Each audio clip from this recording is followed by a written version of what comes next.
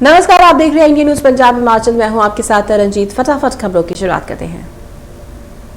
देश में 24 घंटे में 44,000 से ज्यादा केस, 544 की मौत, 87 लाख से ज्यादा टोटल केस, 4 लाख से ज्यादा केस एक्टिव। महाराष्ट्र में कोरोना से एक दिन में हुई 122 की मौत, कुल मौत का आंकड़ा 45,000 से ज्यादा, अभी 84,000 से ज्यादा एक्टिव। तमिलनाडु में कोरोना से हाहाकार, एक दिन में 2,000 से ज्यादा केस, अभी 18,000 से ज्यादा एक्टिव केस, अब तक 11,000 से ज्यादा की मौत। उत्तर प्रदेश में कोरोना से लोगों का बुरा हाल, एक दिन में 2,000 से ज्यादा केस, अब भी 4 लाख से ज्यादा मरीज ठीक, 22,000 से ज्यादा एक्टिव। राजस्थान में कोरोना के 17,000 से ज्यादा केस एक्टिव, एक दिन में 2,000 से ज्यादा केस, मरीजों का आंकड़ा हुआ 2 लाख के पार। दिल्ली में लगातार बढ़ रहा कोरोना का संक्रमण, 24 घंटे में 7,000 से ज्यादा केस, 104 की मौत, 43,000 से ज्यादा एक्टिव केस। आंध्र प्रदेश में एक दिन में 1,000 से ज्यादा केस, मरीजों का आंकड़ा 8 लाख के पार, 20,000 से ज्यादा एक्टिव केस। पूरी दुनिया में कोरोना के आंकड़े हुए 5 करोड़ के पार, अब भी 12 लाख से ज्यादा मरीजों ने गंवाई जान। पूरी दुनिया में 1,45,000 के पार एक्टिव केस। अमेरिका में कोरोना ने जमकर मचाई तबाही, कुल मरीजों की संख्या हुई 1 करोड़ के पार, अब तक 87 लाख से ज्यादा मरीज ठीक। कोरोना के मामले में पूरी दुनिया में तीसरे नंबर पर ब्राजील, अब तक 1,64,000 से ज्यादा मरीजों ने कोरोना के चलते गंवाई जान, कुल मरीजों की संख्या 57 लाख के पार। रूस में कोरोना के लगातार बढ़ रहे मामले, कुल मरीजों की संख्या 18 लाख के पार, अभी 4 लाख से ज्यादा एक्टिव केस।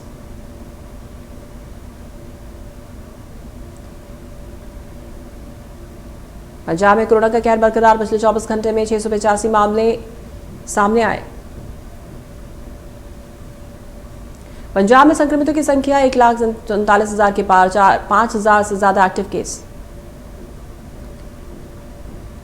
पंजाब में 1,30,000 से ज्यादा मरीजों ने कोरोना को मात दी, 4,000 से ज्यादा मरीजों की मौत। हिमाचल प्रदेश में कोरोना का कहर बरकरार, पिछले 24 घंटे में 765 मामले सामने आए। हिमाचल प्रदेश में संक्रमितों की संख्या 28,000 के पार, 6,000 से ज्यादा एक्टिव केस।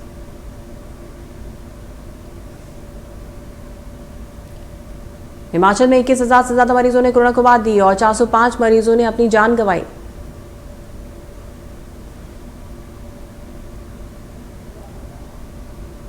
देश भर में पानी बचाने की मुहिम में आईटीबी नेटवर्क लंबे वक्त से काम कर रहा है। आईटीबी नेटवर्क का लक्ष्य पानी को बचाकर हर शख्स को पानी मुहैया कराना है।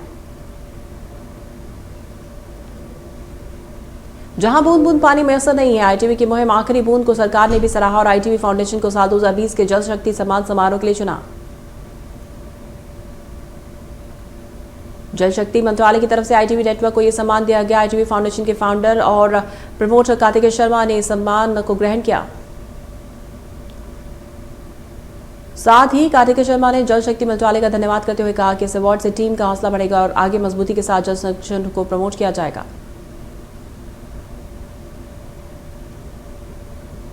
कोरोना महामारी के मुश्किल समय के दौरान मरीजों को तुरंत इमरजेंसी सेवाएं मुहैया करवाने के लिए स्वास्थ्य मंत्री बलबीर सिंह सिद्धू ने 24 BLS फोर्स एम्बुलेंसों को हरी झंडी देकर रवाना किया।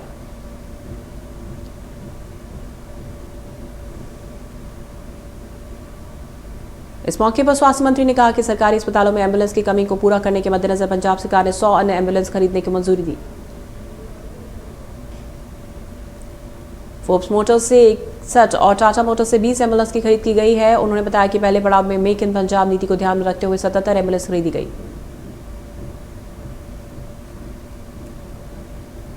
लुधियाना में श्री पटना साहब के जथेदार ज्ञानी रंजीत सिंह ने कहा कि श्री करतारपुर साहब का कॉरिडोर अब श्रद्धालुओं के लिए खोलना चाहिए, जिसका श्रद्धालु लंबे समय से इंतजार कर रहे हैं। इस दौरान ज्ञानी रंजीत सिंह ने लोगों से कोरोना नियमों का पालन करने की अपील की और श्री गुरु ग्रंथ साहिब जी के पवित्र स्वरूप के साथ बेअदबी मामले में जांच को तेज करने की अपील की। इस दौरान रंजीत सिंह ने सीपीसी को चुनावों को लोकतांत्रिक बताते हुए फैसले का स्वागत किया।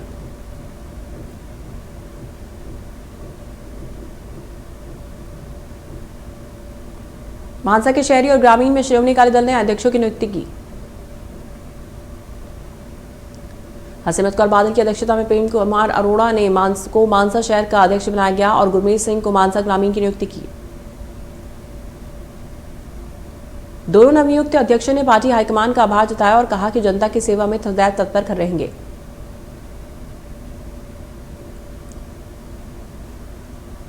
वित्त मंत्री मनप्रीत सिंह बादल ने बठिंडा का दौरा किया। इस बीच उन्होंने लोगों को दिवाली की शुभकामनाएं दी और सभी के सुख की कामना की।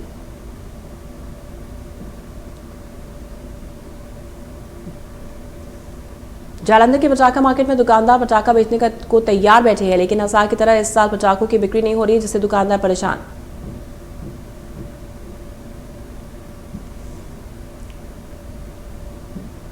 जय जवान जय किसान पार्टी के राष्ट्रीय अध्यक्ष डॉक्टर दलजीत सिंह औलख ने पटियाला में प्रेस कॉन्फ्रेंस के दौरान श्री गुरु तेग बहादुर जी को सम्मान देने की बात कही। सिखों के 9वें गुरु श्री गुरु तेग बहादुर जी को अपनी पार्टी की तरफ से राष्ट्रपिता घोषित करते हुए डॉक्टर दलजीत सिंह ने कहा कि श्री गुरु तेग बहादुर जी ने समूचे विश्व को शिक्षा दी है। कृषि कानूनों के खिलाफ पिछले 2 महीने से किसान शंभू बैरियरों पर विरोध कर रहे हैं। वहीं गुरुवार को पंजाब के अलग अलग संगठनों के पंथ प्रचारक अपना समर्थन देने के लिए पहुंचे, जहां प्रचारकों ने कहा कि सिख पंथ किसानों के पक्ष में है, क्योंकि किसान देश हितैषी हैं और अपने हकों के लिए सड़कों पर धरना देने के लिए मजबूर। सभी पंथ प्रचारकों ने केंद्र सरकार के कृषि कानूनों को निरस्त करने की मांग करते हुए किसानों को अपना पूरा समर्थन देने की बात कही।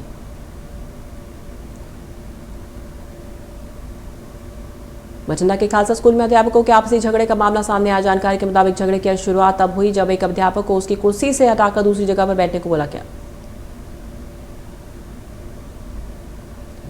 स्कूल के प्रिंसिपल का कहना है कि नए अध्यापकों के लिए दूसरे कमरे में व्यवस्था की गई है, लेकिन किसी टीचर का कोई अधिकार नहीं छीना गया है। त्योहारों के सीजन को देखते हुए कोई शरारती तत्व किसी को नुकसान न पहुंचाए, इसके चलते धुरी पुलिस ने चेतावनी देने के लिए एक फ्लैग मार्च निकाला। फ्लैग मार्च धुरी के डीएसपी दफ्तर से शुरू हुआ और पूरे धुरी का चक्कर लगाते हुए वापस धुरी की थाना सिटी आकर खत्म हुआ।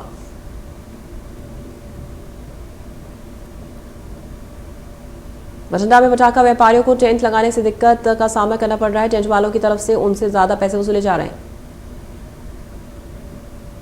साथ ही स्टॉल वालों ने आरोप लगाया कि प्रशासन की तरफ से सिर्फ 16 स्टॉल लगाने की अनुमति दी गई है, लेकिन बावजूद इसके 96 स्टॉल लगाए जा रहे हैं। व्यापारियों ने मांग की है कि प्रशासन इस ओर ध्यान दे और जायज रेट में स्टॉल लगवाएं। वहीं जब प्रशासनिक अधिकारियों से बात करने की कोशिश की गई तो वो कैमरे के सामने कुछ भी बोलने से बचते नजर आए। पटियाला में प्रशासन के नाक के नीचे सरेआम सट्टे और जुए का गोरख धंधा चल रहा है। हालांकि प्रशासन ने कई बार रोकने की कोशिश की, लेकिन बदमाशों को सट्टेबाजी जारी रही। वहीं पुलिस मामला दर्ज कर आरोपियों को गिरफ्तार किया। श्री मुक्तसर साहब में पुलिस के दावों की निकली हवा। सिरफिरे युवक ने घर में घुसकर किया युवती पर तेज धार हथियार से हमला। घायल युवती को नजदीकी अस्पताल में भर्ती कराया गया, जहां उसकी हालत गंभीर। फिलहाल पुलिस ने आरोपी के खिलाफ मामला दर्ज कर कार्रवाई शुरू कर दी। खन्ना के रामपुर में सतलुज नदी से पुलिस ने एक शव को बरामद किया। शव की पहचान 22 साल के चमकौर साहब के मनप्रीत सिंह के रूप में हुई।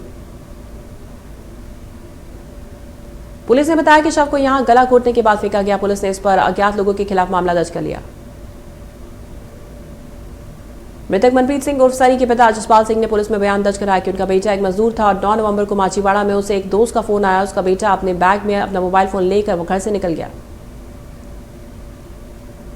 10 नवंबर की रात को पुलिस से उन्हें सूचना मिली कि उसके बेटे का शव चकला कसाब गांव के पास सतलुज नदी में मिला है। फिलहाल पुलिस ने शव को मोर्चरी में रखवा दिया, जांच शुरू की। चंबा के चौगान में मुख्यमंत्री जयराम ठाकुर ने करीब 113 करोड़ रुपए की लागत से सड़कों, पुलों, हॉस्टल और पार्किंग स्थल की आधारशिला रखी।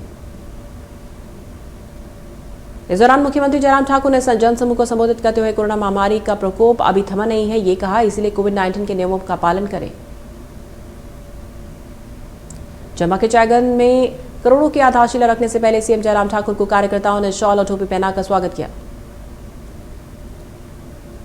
मुख्यमंत्री जयराम ठाकुर ने भटियाल हल्के के संहिता में भी 50 करोड़ रुपए की विकास योजनाओं का शिलान्यास किया। इस मौके पर जयराम ठाकुर ने भटियाल के चुवाड़ी में पीडब्ल्यूडी का डिवीजन और 3 स्कूलों को अपग्रेड करने की घोषणा की। नगर परिषद कुल्लू में वोटर कार्ड बनाने के मामले तूल पकड़ता जा रहा है। कुल्लू कांग्रेस के महासचिव चुनेश्वर ठाकुर ने कहा कि वार्ड नंबर 8 में जो वोटर कार्ड रद्द किए गए हैं वे प्रक्रिया बिल्कुल सही नहीं। वोटर कार्ड बनाने के लिए जो भी दस्तावेज लगाए जाते हैं वो सब बिल्कुल सही थे और वही प्रक्रिया नगर परिषद कुल्लू के सभी वार्डों में अपनाई गई। नगर परिषद के वार्ड नंबर 8 में ही सिर्फ वोटर कार्ड को रद्द किया गया, जबकि बाकी दूसरे वार्ड में इसी प्रक्रिया के साथ नए वोटर कार्ड रजिस्टर किए गए। वहीं ठाकुर का कहना है कि इससे साफ पता चलता है कि एसडीएम कुल्लू राजनीतिक दबाव में आकर काम कर रहे हैं।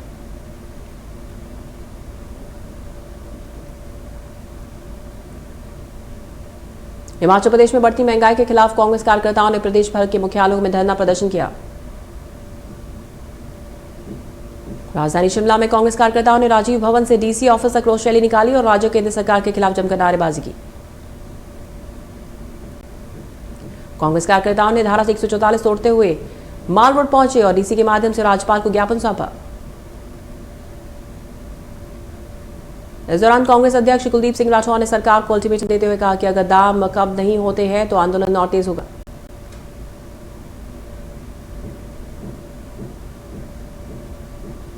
तिरपन साल की उम्र में बॉलीवुड एक्टर आसिफ बसरा ने धर्मशाला में किया सुसाइड। पालतू कुत्ते की रस्सी से लगाया फंदा। आत्महत्या की वजह का फिलहाल नहीं हो पाया खुलासा। अभिनेता आसिफ बसरा पिछले 5 सालों से मैक्लोडगंज में एक किराए के मकान में रह रहे थे। उनके साथ उनकी एक विदेशी महिला मित्र रहती थी। हालांकि सुसाइड का कारण अभी तक पता नहीं चल पाया। घटना की सूचना मिलते ही पुलिस टीम मौके पर पहुंची। पुलिस ने शव को कब्जे में लेकर मामले की छानबीन शुरू की। बताया जा रहा है कि प्रारंभिक जांच में पता चला है कि वे डिप्रेशन का शिकार थे।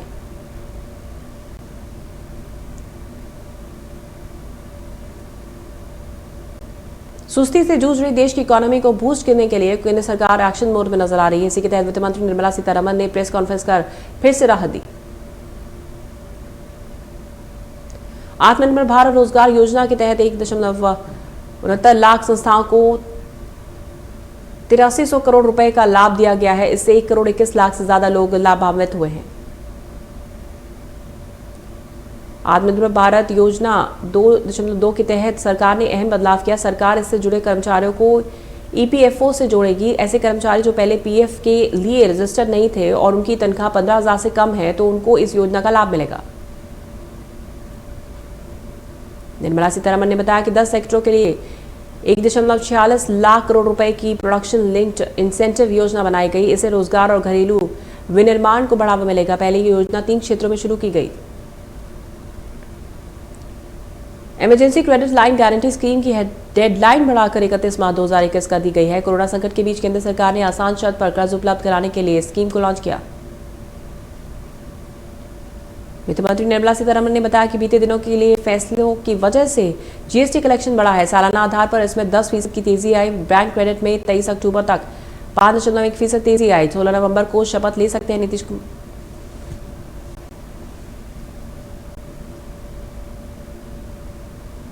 बिहार में फिर एक बार नीतीश कुमार की मुख्यमंत्री बनने जा रहे हैं। नीतीश कुमार दिवाली के बाद एक बार फिर मुख्यमंत्री पद की शपथ लेंगे। सूत्रों की माने तो 16 नवंबर को शपथ ग्रहण का समारोह हो सकता है।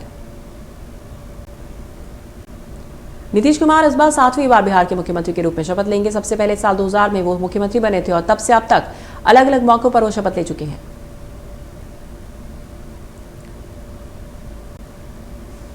लद्दाख में सीमा पर भारत चीन के बीच तनाव कम करने की कोशिशें लगातार जारी। तनाव कम करने के लिए पैंगोंग झील के उत्तरी तट पर विवादास्पद फिंगर क्षेत्र को अस्थायी तौर पर नो मैंस लैंड में तब्दील किया जा सकता है। 6 महीने से जारी तनाव को कम करने के लिए इस क्षेत्र में भारतीय और चीनी सैनिकों की गश्ती को रोका जा सकता है। सूत्रों ने बताया कि फिंगर 4 लेकर से फिंगर 8 तक के एरिया को कुछ समय के लिए नो पेट्रोलिंग जोन बनाने पर विचार किया जा रहा है। अगर ऐसा होगा तो भारत और चीन दोनों अपने मौजूदा पोजीशन से पीछे हटेंगे। चीन फिंगर 8 से पीछे हटेगा, जिसे Bharat line of actual control बताता रहा।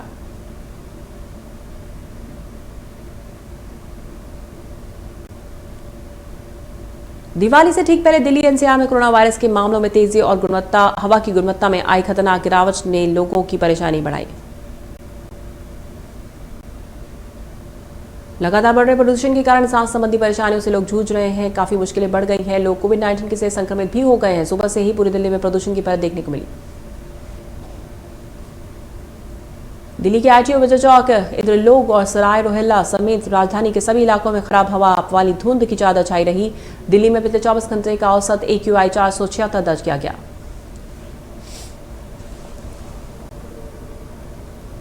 दिल्ली में कोरोना वायरस की बढ़ती रफ्तार को लेकर कांग्रेस नेता अजय माकन ने चिंता जाहिर की। उन्होंने दिल्ली में लॉकडाउन लागू किए जाने की मांग की। अजय माकन ने मुख्यमंत्री अरविंद केजरीवाल से अपील करते हुए कहा कि वो फौरन दिल्ली में लॉकडाउन लागू करें। दिल्ली में स्वास्थ्य विभाग के आंकड़े बताते हैं कि 1 से 9 नवंबर तक 581 लोगों की कोरोना से मौत हुई।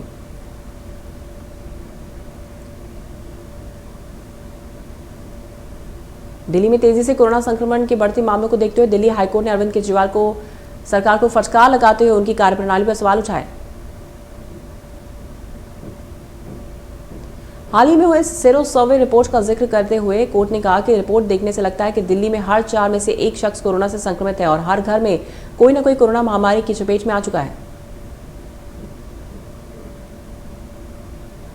कोर्ट ने कहा कि दिल्ली में कोरोना ने इतना भयानक रूप ले लिया है कि इसके बावजूद दिल्ली सरकार ने अभी तक कोई उचित कदम नहीं उठाया है और कोरोना पर दी गई ढील पर अब तक रोक क्यों नहीं लगाई गई।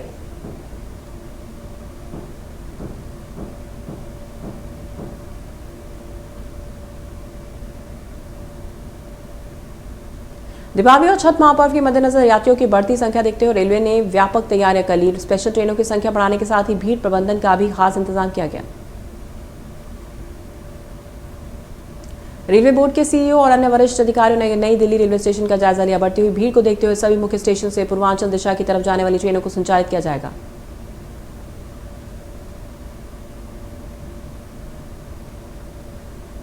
सार्वजनिक क्षेत्र के 8.5 लाख बैंक कर्मचारियों को इस दिवाली पर 5 साल के लिए 15% वेतन वृद्धि का तोहफा मिला। भारतीय बैंक संघ के कर्मचारी और अधिकारी संघों के साथ वार्ता के बाद ये सहमति बनी।